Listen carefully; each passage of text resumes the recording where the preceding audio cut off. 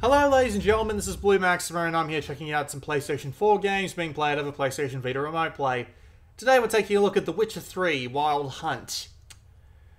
I haven't even bothered going past the first fight after the tutorial because I don't even want to tell you how bad this control scheme is. Good lord, they didn't do a good job with this. So we're in the options menu right now. First thing we can do is just look at the control settings. There's nothing here that would really be that useful. I mean, sure, you might want to turn the sensitivity up or down a bit, depending on your preference. Me, it looks like just a drunken guy is controlling the camera with how weirdly it moves. But, unfortunately, you can't actually change any of the controls. And it turns out there's actually a pretty big amount of use for the L2, R2, L3, and R3 buttons. Wonder where those are? On the back. They didn't even bother doing something reasonable, like mapping L2 to the shoulder buttons, because L2 in this game is actually your parry attack and your Witcher senses, which are a lot more useful than you might think. And unfortunately, they did not think to actually put that somewhere useful. So you end up having two of your most precise moves on these two buttons, when there could have just as easily been a switch.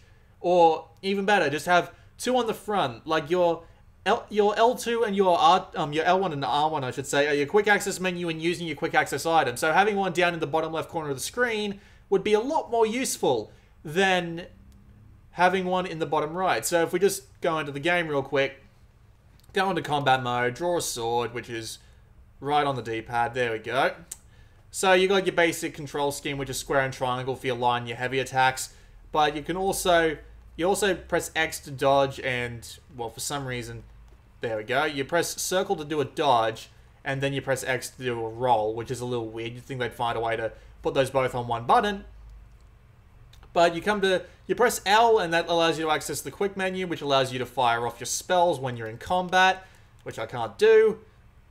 If you want to use your Witcher senses, you have to hold your finger here, and look at the way the camera moves. You really have to turn down the sensitivity to get a good feeling on this. This is just kind of silly, and it just looks weird. And if you're in the middle of a fight, you hold that button there, and you have to hold it to parry. But if you want to do a counter attack, you have to tap it. Good luck trying to tap that precisely in the middle of a fight. And R2 is how you use your Witcher sigil, which is like not a sigil. It's like a mini spell or something. It's kind of annoying because, again, these two are really precise things. These should be on the L and R buttons, but they're just not for some reason. I don't know why. And you got to tap on the bottom left on the rear touch pad in order to call your bloody horse. And R3 also does something. But yeah, considering that two of your most important functions are actually on the rear touchpad, this isn't going to be very comfortable at all. They didn't put any effort into it, as you could tell by having the just L1 and R1 be there by default, and L2 and R2, although they're much more useful being on the back. It's just, don't like it. Don't like it one bit. They put zero effort into it. I don't like it at all. It's a pretty bad remote play control scheme, and I don't think I'll be playing it on remote play, which is a bit of a shame. I have actually been kind of looking forward to this, but considering I can't really play it on Vita now, it's just a bit of a shame, really. Also, this spinning is just kind of ridiculous, and it's pretty easy to make yourself motion sick. So that was just a quick look at the remote play control scheme for The Witcher. Not great. They didn't put any effort into it whatsoever. It's just the defaults by the looks of things, and it's not really worth playing remote play in this.